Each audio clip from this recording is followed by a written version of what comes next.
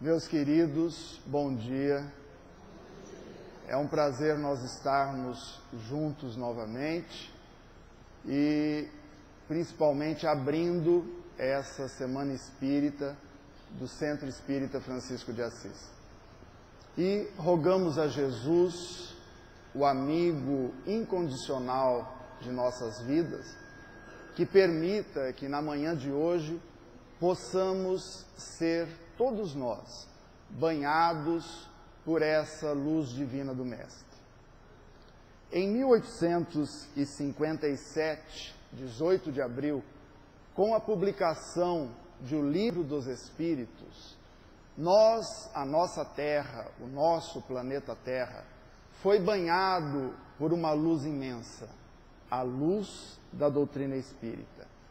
E a doutrina espírita ela está fundamentada, embasada nas obras do Pentateuco, que, como já dissemos, com a publicação de O Livro dos Espíritos, se inicia esse embasamento. E do Livro dos Espíritos saem as outras obras básicas da codificação que formam o Pentateuco espírita. Então nós temos na Gênese, que é a parte primeira das causas primárias, os milagres e as predições segundo o Espiritismo, publicado em 1868. Na parte segunda, do Mundo Espírita ou Mundo dos Espíritos, contido no Livro dos Médiuns, publicado em 1861. Na parte terceira das leis morais, nós temos o Evangelho segundo o Espiritismo, publicado em 1864. E na parte quarta das esperanças e consolações, o Céu e Inferno, publicado em 1865. E nós todos temos estudado, temos lido as obras básicas da codificação. E o Evangelho segundo o Espiritismo é aquele nosso livro de cabeceira que folheamos, estudamos, estamos à noite antes de nos deitarmos, lendo e fazendo a nossa reflexão sobre ele. O Livro dos Espíritos, sendo o livro básico da codificação, é o livro básico de estudos da Casa Espírita. Nós temos o Céu e Inferno e a Gênese, que são dois livros da codificação que às vezes não costumamos estudar muito, deixamos um pouquinho de lado. E são dois livros excelentes da codificação. Então, para isso, por causa disso, nós hoje vamos ver alguma coisa do livro A Gênese, capítulo 18, que trata dos sinais dos tempos, a geração nova. Então, nós fomos lá no capítulo 18 da Gênese e pegamos 3 tópicos apenas. Vocês nos permitam lermos aqui 3 tópicos pequenininhos. E vocês devem prestar bastante atenção, porque depois eu vou sortear 3 pessoas que vão me falar os 3 tópicos, tá? Prestem atenção. Quando eu falo assim, eu já percebo que alguns já começam a olhar para baixo, não querem, mas prestem atenção nos 3 tópicos que são importantes para nós podermos depois discutirmos aqui, tá bom? Vai pegar um do coral, um dos passistas, tá? E um do público. Sem choro e nem vela, tá bom? Então vamos lá. O item 1 que nós escolhemos aqui. Os tempos marcados por Deus são chegados, dizem-nos de todos os lados, em que grandes acontecimentos vão se realizar para a regeneração da humanidade. Todo mundo gravou? Porque tem que repetir igualzinho, não pode mudar nada. Brincadeira, é só ideia, tá? Só ideia. Então, os tempos marcados por Deus são chegados. Primeiro tópico que nós vamos ver aqui. Segundo tópico, nesse tempo não se trata de uma mudança parcial, de uma renovação limitada a uma região, a um povo ou a uma raça. É um movimento universal que se opera no sentido do progresso moral.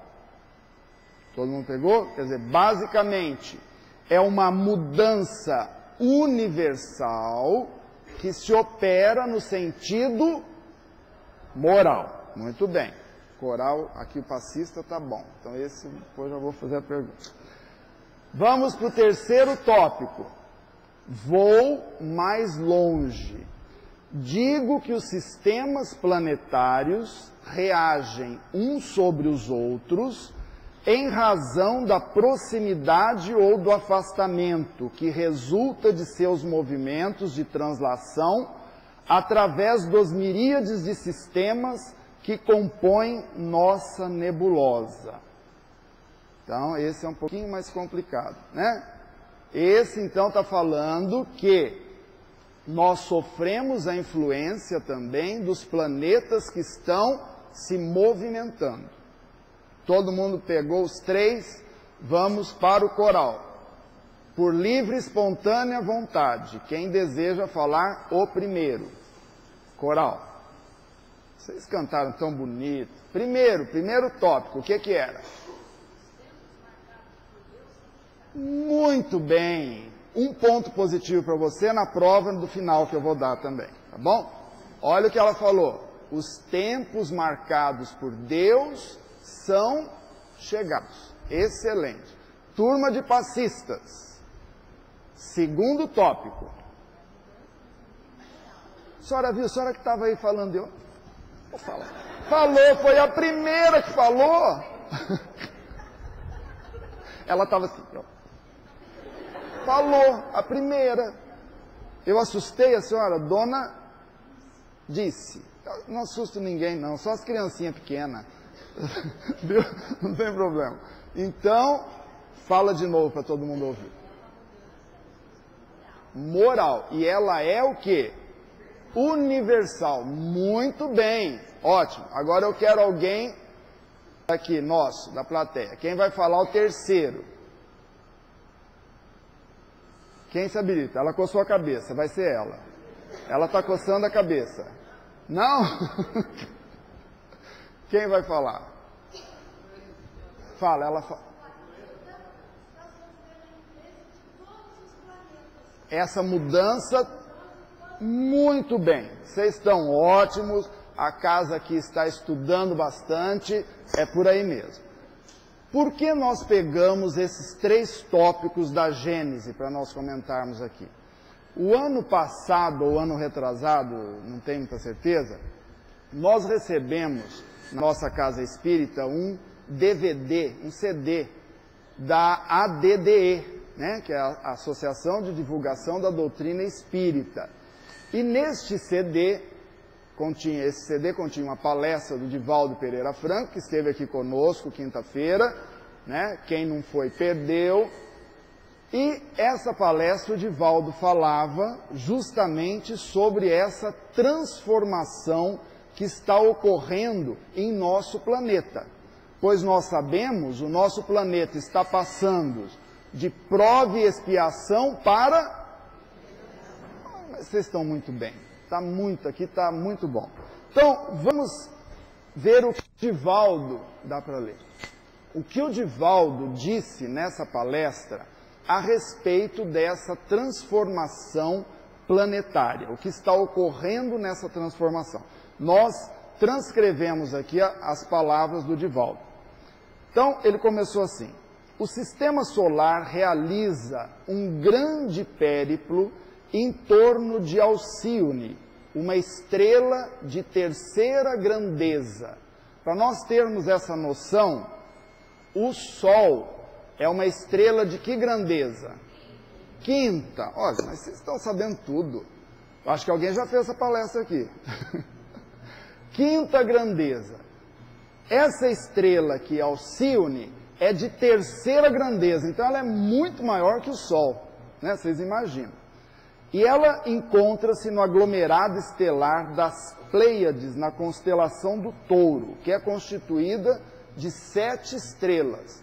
Quando nós falamos em questões planetárias, nós verificamos que tudo é muito grandioso, né? E aí nós nos situamos na nossa pequenez, né?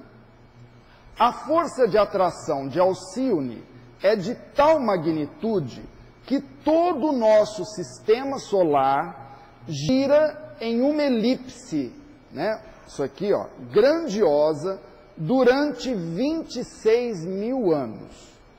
A cada 12 mil anos, o sistema solar adentra numa faixa de fótons que circunda Alcíone, que propicia uma psicosfera fantástica. Constataram os astrônomos que a partir de 1972, o sistema solar começou a penetrar nessa faixa, sendo que, a partir de 1982, a Terra começou a entrar nesse campo e estará totalmente mergulhada nele em 2012. Gente, olha que coisa maravilhosa. Nós estamos vivendo esse momento. Olha, em 2012, a Terra estará totalmente mergulhada nesse sistema. A partir de 1982, a Terra começou a receber espíritos de alta estirpe que se encarregarão de dar à Terra a nova era.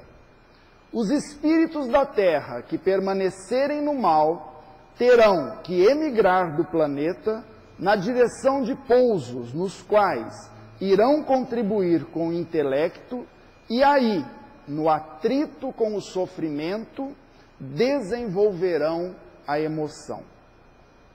Está ocorrendo uma mudança na psicosfera do planeta, que até 2052, ele dá uma data, propiciará a mudança real para o mundo de regeneração. Nós estamos vivendo este momento de mudança, este momento de transformação. Nós estamos fazendo parte de tudo isso. Agora, o que o Divaldo nos diz aqui? Que os espíritos da Terra que permanecerem no mal terão que emigrar do planeta na direção de pousos nos quais irão contribuir com o intelecto. E aí, no atrito com o sofrimento, desenvolverão a emoção. Aqueles de nós que não estiverem em sintonia com este planeta novo que está surgindo, iremos para outros planetas, auxiliarmos espíritos que estão começando a sua trajetória. E aí muitos de nós pensam assim, mas tudo bem, eu vou para lá. Vai para lá?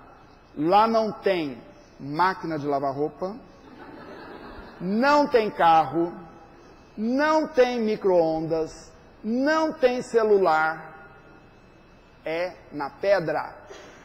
Então, nós temos um objetivo.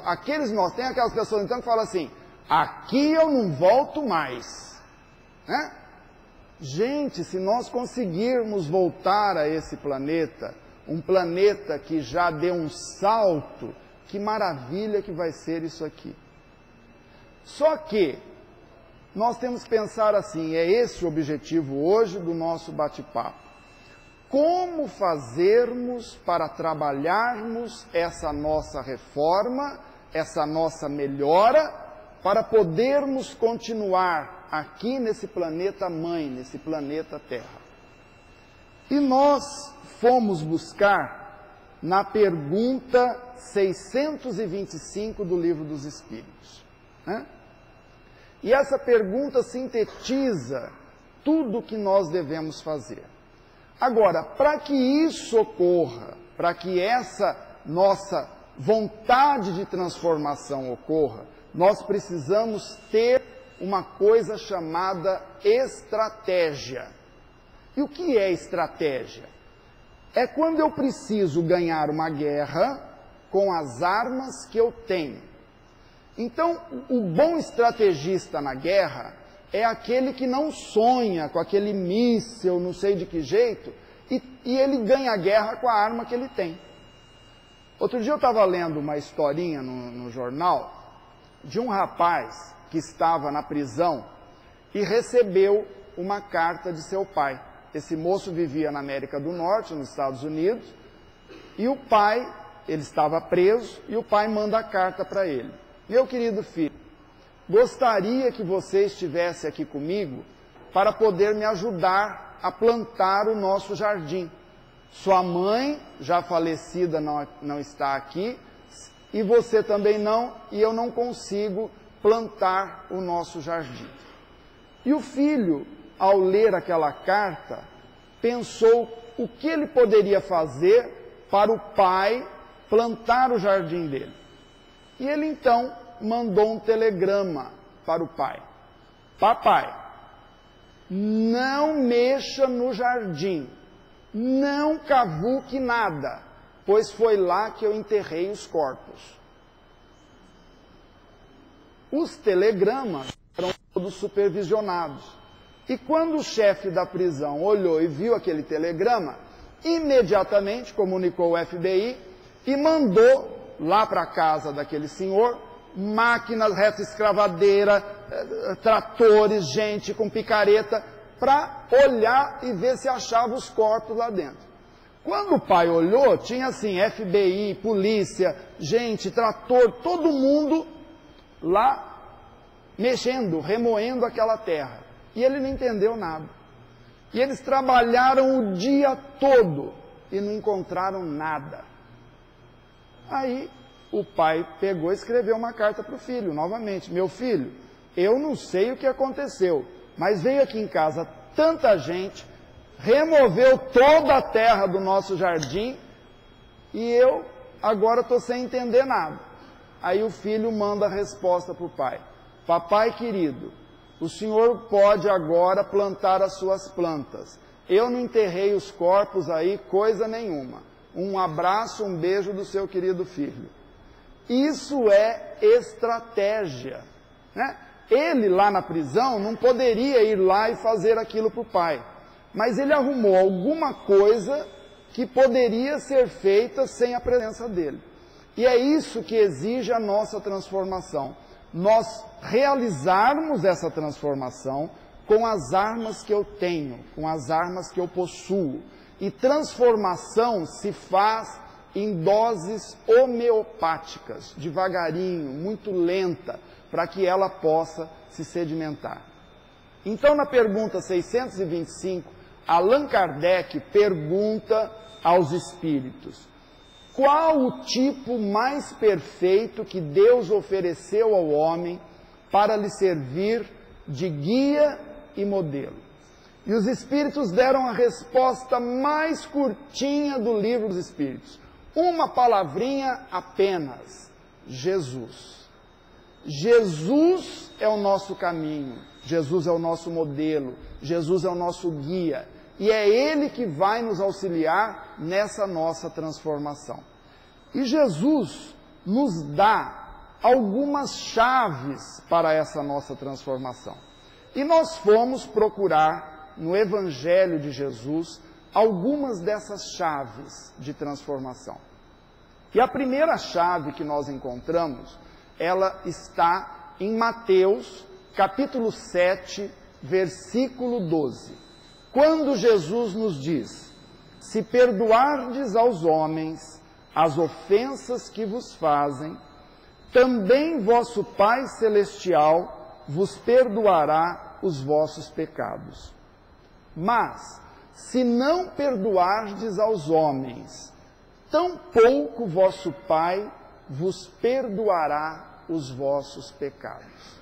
A primeira chave da nossa transformação: perdão. Esta chave abre qualquer porta. Esta chave realmente nos transforma. E se nós não aprendermos a perdoar, nós migraremos. Porque o nosso planeta novo será um planeta onde todos trabalharão o perdão. Vocês aqui devem ter ido assistir o filme Nosso Lar, né? Fantástico. Vocês viram, quando estamos num plano diferenciado, como o perdão é trabalhado. E nós precisamos urgentemente começarmos a trabalhar essa questão do perdão. E muitos nos dizem, mas não consigo, perdão é muito difícil eu perdoar. Comece desculpando. Todo comportamento na nossa vida é aprendido. Eu aprendo a desculpar, posteriormente eu aprendo a perdoar. E aí, às vezes as pessoas falam, mas não dá. O que ela fez para mim, Israel, eu não consigo esquecer. Tirou o meu marido, a minha melhor amiga, de dentro da minha casa, Israel. Deixa aí. Vai. Nós não temos propriedade de nada. Quanto mais nos apegarmos a tudo aqui, mais ficaremos presos aqui. Deixa voar, né? Deixa voar. Nós temos que aprender a trabalhar isso aí. Mãe que sufoca filho, não deixa filho voar. Esposa que sufoca marido, não deixa marido aprender. Deixa voar. Essa é a nossa missão. E aí, nós, outro dia, na revista de domingo, do Diário da Região, saiu esse artigo aqui, um santo remédio. E qual é o santo remédio que essa companheira nos diz existir para todos nós? O perdão. E ela coloca num trechinho assim, a prática do perdão pode causar a liberação do conflito que causa o sofrimento e a dor psíquica, que pode se transformar em doenças físicas como câncer, doenças digestivas, circulatórias, pulmonares e outras. Quando eu carrego aquela mágoa dentro de mim, ela me corrói e ela me deixa doente. Então, quando eu perdoo, o maior beneficiado sou eu mesmo. Porque às vezes a pessoa que eu perdoei nem está sabendo que eu perdoei ou que eu tenho alguma raiva, algum rancor dela. Eu sou o maior beneficiado. E outro dia, nós vimos uma historinha que, a respeito, não sei se vocês já conhecem, mas quem já conhece, fica quietinho, não conta para o do lado, né? Você já conhece, ela está falando, já conhece. Quietinha, não conta para a dona Dice, tá? Porque senão ela vai ficar sabendo antes do final da história, tá bom? Mas é a história do Plácido Domingo e do Carreiras, né? O Plácido Domingo, ele é madrileno, e o Carreiras é catalão. E a região de Madrid e da Catalunha, elas são inimigas por natureza. É igual corintiano e palmeirense, né? Um já fica meio assim, se estranhando com o outro.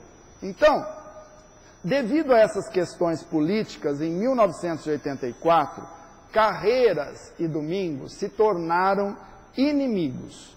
Sempre muito solicitados em todo o mundo, ambos faziam questão de exigir nos seus contratos que atuariam em espetáculos somente se o adversário não fosse convidado. Porém, em 1987, apareceu para o Carreiras um inimigo muito mais implacável que o seu rival Plácido Domingo. Ele foi surpreendido por um diagnóstico terrível, leucemia. A sua luta contra o câncer foi muito difícil, tendo se submetido a diversos tratamentos, a um transplante de medula óssea, além de uma mudança de sangue que o obrigava a viajar mensalmente para os Estados Unidos. Nessas circunstâncias ele não podia trabalhar, e apesar de ser dono de uma fortuna razoável, os elevadíssimos custos das viagens e dos tratamentos dilapidaram as suas finanças. Quando ele não tinha mais condições financeiras, ele teve conhecimento da existência de uma fundação em Madrid, cuja finalidade era apoiar o tratamento de doentes com leucemia. Está um barulhinho no microfone? Graças ao apoio da Fundação Formosa, Carreiras venceu a doença e voltou a cantar. Voltou a receber os altos cachês que merecia e resolveu associar-se a essa Fundação Formosa, que era essa fundação encarregada desse tratamento. Porém, foi ao ler os estatutos dessa fundação que ele descobriu que o fundador da Fundação Formosa, maior colaborador e presidente, era ninguém menos que Plácido Domingo. Aí vocês imaginam, né? O grande inimigo dele.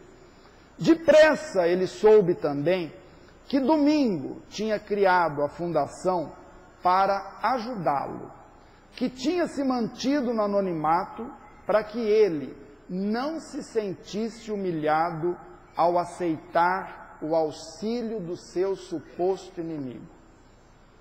Mas o mais comovente foi o encontro de ambos.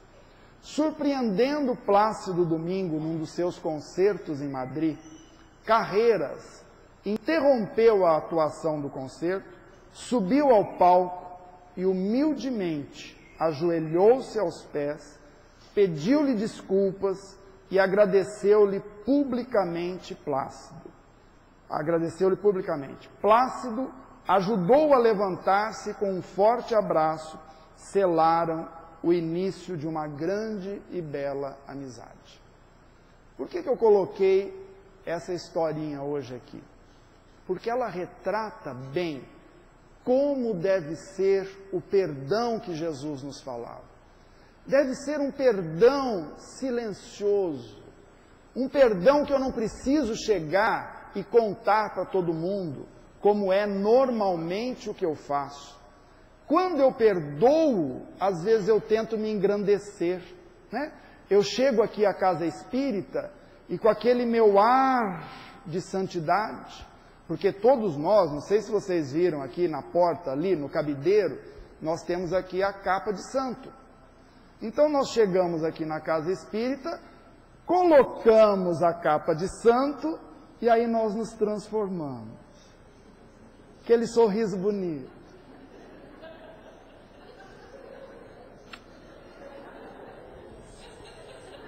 É verdade. Olha as carinhas aqui do lado. Coisa de louco, coisa linda. É a capa de santo fazendo efeito, né? E aqui eu sou manso, eu sou calmo, tudo paz, tudo amor. Eu vou saindo, a capa tem que ficar aqui, ela não vai para casa. Eu tiro a capa, já no carro, fecho o vidro, arrumando meu cabelo. E ali eu vou. Chego em casa, chuto o cachorro, brigo com a sogra, reclamo do meu filho, reclamo da comida. Estou sem a capa de santo. Então, às vezes nós chegamos aqui na casa e, na conversinha aqui ao lado, eu perdoei a fulana, tadinha, tão infeliz, tão, e eu lá em cima, né, me arvorando do grande Senhor.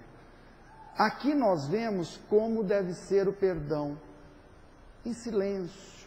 E se eu puder fazer, é isso que Jesus fala para nós.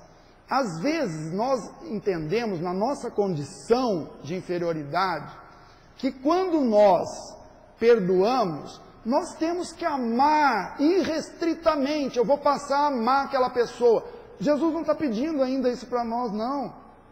Jesus está pedindo, não guarde mágoa, não guarde rancor. E se essa pessoa que te fez alguma coisa chegar para você e falar assim, eu preciso disso, nós temos que fazer. Eu tenho que demonstrar que eu sou cristão, eu tenho que ajudar. Em qualquer hipótese. É isso que Jesus nos pede. Nós não precisamos ficar o tempo inteiro abraçando, beijando aquela pessoa e morrendo de amores, não. Mas eu tenho que tirar, limpar de dentro de mim aquela mágoa e aquele rancor. Então essa é a primeira chave que Jesus nos dá para que possamos adentrar nesse planeta novo. A segunda chave, fomos procurar também em Mateus, capítulo 22, versículo 39, quando Jesus nos diz, amarás o teu próximo como a ti mesmo. Olha que frase, gente, olha que coisa profunda. Quando Jesus nos diz, ame ao teu companheiro, goste do teu companheiro, como você gosta de você. Eu gosto de mim, se eu gosto de mim, eu faço o melhor para mim. Eu escolho a melhor roupa, eu escolho o melhor penteado, eu escolho a melhor companhia, porque eu me amo. É isso que Jesus pede para nós, que nós amemos o nosso companheiro assim como nós nos amamos. E quando nós fazemos isso, a nossa vida fica muito mais fácil. Porque na maioria das vezes, o problema está conosco e não com os outros. O problema é meu e não do outro. O problema é meu e não da minha sogra. O problema é meu e não do meu filho. O problema é meu e não da minha esposa. Outro dia saiu um artigo também no jornal a respeito de uma historinha de uma chinesinha. E essa chinesinha, ela casou-se, e vocês sabem que na China eles têm a tradição de que o filho mais velho deve cuidar dos pais até a morte. Então, o filho mais velho vem morar na casa dos pais, para tomar conta dos pais. E aí vocês imaginam o que aconteceu. A chinesinha, lindinha, bonitinha, foi morar com quem? Com a sogra.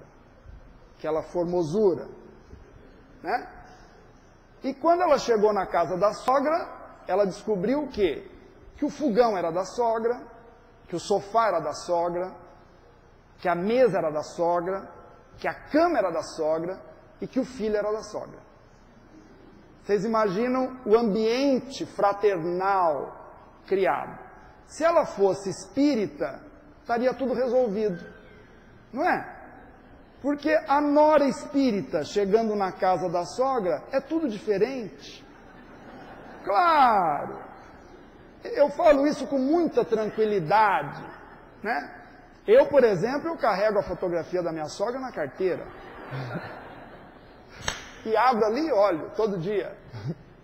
Eu até iria mostrar para vocês, mas hoje eu não estou com aquela carteira que eu carrego. Que é quando eu vou fazer palestra. Eu pego aquela carteira. Isso. Hoje eu estou com a carteira verdadeira, então ela não está. Não, eu faço isso por precaução, porque outro dia eu falei isso, e a pessoa, na hora que eu estava saindo, falou, deixa eu ver a carteira, Israel. Né? Então agora eu tenho a carteira, como tem a capa, eu tenho a carteira de palestra, que eu ponho a foto da sogra no começo. Mas a chinesinha chegou, e não era espírita, e na primeira semana de convivência a coisa já complicou. Uma já começou a olhar diferente para a outra, e foi. Primeiro mês a coisa piorou muito, segundo mês as duas estavam a ponto de uma matar a outra. E a chinesinha foi procurar o médico da família, porque vocês sabem que na China tem um médico que cuida de cada família. E a chinesinha chegou lá e falou, doutor, eu estou a ponto de matar minha sogra, ou ela me matar. Então, já que estamos nesse ponto, eu vim aqui para pedir para o senhor um veneninho para que eu mate a minha sogra, porque aí acabam-se os problemas. O doutor falou, mas por quê? Ele falou, não, nós não temos condições de viver mais sobre o mesmo teto. Ele falou, então leva isso aqui, só que é um remédio, né, um veneno que você tem que dar em doses pequenininhas, homeopáticas. Por quê? Para ninguém perceber. Porque como vocês estão brigando muito, se ela for assassinada, a maior suspeita vai recair sobre você. Então, você vai começar assim, 3 vezes por semana, você vai fazer a comida que ela gosta, para ela comer bastante, e você põe as gotinhas desse veneno. E, dali no outro dia, faz outra comida e vai indo. Mas para que ninguém perceba, porque isso aqui vai demorar mais ou menos uns 6 meses para fazer efeito. Para que ninguém perceba, você vai pegar a sua sogra, levar no shopping, põe ela aqui do lado, então elas duasinho, né? Chinesinho anda assim, põe do lado, leva a sogra no shopping, para todo mundo ver que vocês estão bem. Começa a ajudar a sua sogra na costura, procure fazer tudo que a sua sogra gosta. E ela assim fez. Primeiro dia ela fez o quê? Rã assada com pata de cachorro, rabo de coelho, umas folhinhas verdes, é isso que o chinês come, né? E foi, a sogra adorou aquilo lá, comeu demais, né? No outro dia, aquela comida que a sogra... E assim foi, pegava a sogra, levava para o shopping. Passaram 6 meses, essa sogra estava amando a nora, né? A sogra chegava para o filho e falava, meu filho, você casou com a melhor mulher do mundo. Ela é uma filha para mim. O filho, porque, gente, não tem filho que goste de quem fale mal da mãe dele. A mãe pode ser a maior bandida que for. Pode ter largado o filho na rua da amargura, mas é mãe. Fala mal da mãe, ninguém gosta. Então, nora que fala mal de sogra, filho não gosta. Segredo, olha, contando só para vocês. Falem bem da sogra, né? E aí, esse filho começou a ver a mãe tão feliz, começou a paparicar a moça. E trazia flores para ela, coisa que marido espírita sempre faz. Trazia flores para ela, levava para jantar, paparicava. E aí ela engravidou, e aquele lar foi ficando, que ficou uma maravilha. Quando ela lembrou, está quase nos 6 meses, minha sogra vai morrer. Correu lá no médico, chegou no médico, doutor, pelo amor de Deus, eu estou vivendo tão bem com a minha sogra, nós estamos vivendo uma vida tão feliz, tão tranquila, que eu não quero que ela morra mais. Mas você veio aqui, você me pediu veneno, eu falei que 6 meses ela ia morrer. Doutor, arruma um outro, um antídoto, para eu dar para minha sogra, para ela não morrer. Aí aquele doutor virou e falou para a moça assim, pode voltar para casa, que sua sogra está muito feliz, está muito forte, porque aquilo que eu te dei é um fortificante para a pessoa de terceira idade. Não é nada de veneno. O que aconteceu com você? Você mudou o seu comportamento, e ela mudou o comportamento dela. Quando eu passo a amar o meu próximo como a mim mesmo, eu mudo todo o ambiente em que eu vivo. Essa é a segunda chave que Jesus nos deu. E a terceira e última chave, em Mateus, capítulo 7, versículo 12. E assim, tudo o que quereis que os homens vos façam, fazei-o também vós a eles. Que medida mais segura para vivermos?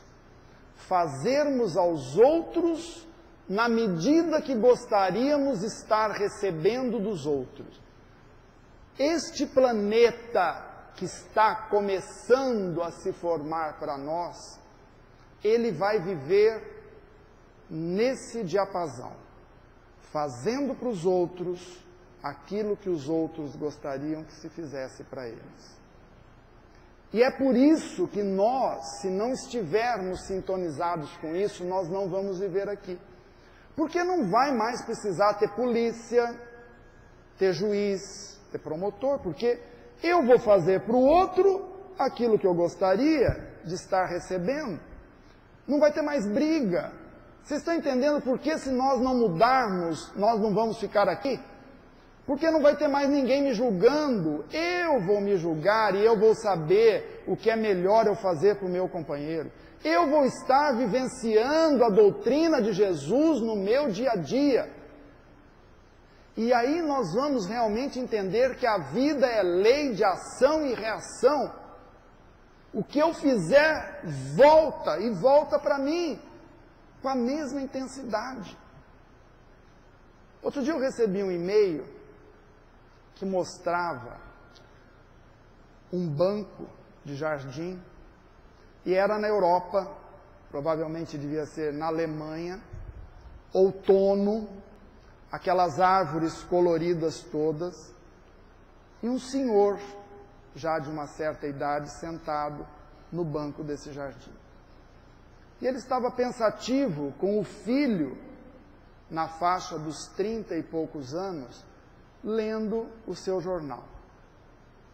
E o filho lia o jornal e ele observava aquela paisagem maravilhosa de outono. De repente, um passarinho atrevido, vem e pousa no galho de uma árvore. Aquele senhor extasiado olha para o passarinho e ele já estava com um princípio de Alzheimer. E ele toca na perna do filho e diz assim: meu filho, o que é aquilo lá no topo daquela árvore? E o filho, que estava lendo o seu jornal, desce do seu pedestal, olha para a árvore e diz: meu pai, o senhor não sabe o que é aquilo? Aquilo é um passarinho, papai. E continua lendo o seu jornal tranquilamente naquela manhã de domingo. Mas um outro passarinho, também atrevido, vem e pousa na cerca de divisa do jardim. E nessas casas europeias, americanas, nós vemos apenas aquela cerquinha branca de madeira, né? E umas flores, umas plantas, e o passarinho pousa ali. E aquele homem, quando vê o passarinho bem mais perto dele, toca novamente na perna do filho e diz: filho, o que é aquilo ali? Aquilo ali, em cima da cerca. E o filho, que continuava a ler o jornal, baixa novamente, olha: papai, o senhor está piorando muito. Aquilo ali é um passarinho. Quantas vezes eu vou ter que falar a mesma coisa para o senhor? E continua a ler o seu jornal. Mas aí, um passarinho mais insistente ainda resolve pousar bem próximo aos pés daquele senhor. E vem comer as migalhas de pão que ali estavam. E quando ele vê aquele passarinho nos pés dele, ele fica extasiado. E ele chama o filho: filho, o que é isso aqui? Isso aqui no meu pé. Papai, não dá mais. O senhor ainda não entendeu que isso aqui é um passarinho. Pela última vez, isso é um passarinho.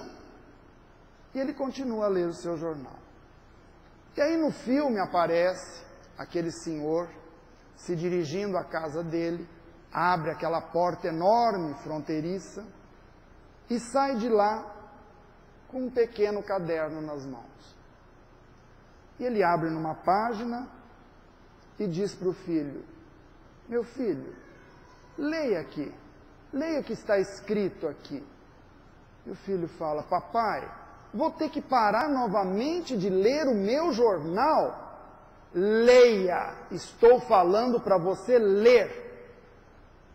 E aquele moço então começa a ler o que estava escrito naquele diário. Aquilo era um diário do pai dele. E naquele diário estava escrito mais ou menos assim: hoje é dia 14 de julho de 1974. Eu estou aqui sentado no banco do jardim de minha casa com meu querido filho de 4 anos de idade. Como meu filho é lindo! Como meu filho é inteligente! Como meu filho aprende fácil as coisas! Hoje, o meu filhinho querido me perguntou 21 vezes: papai, o que é isso?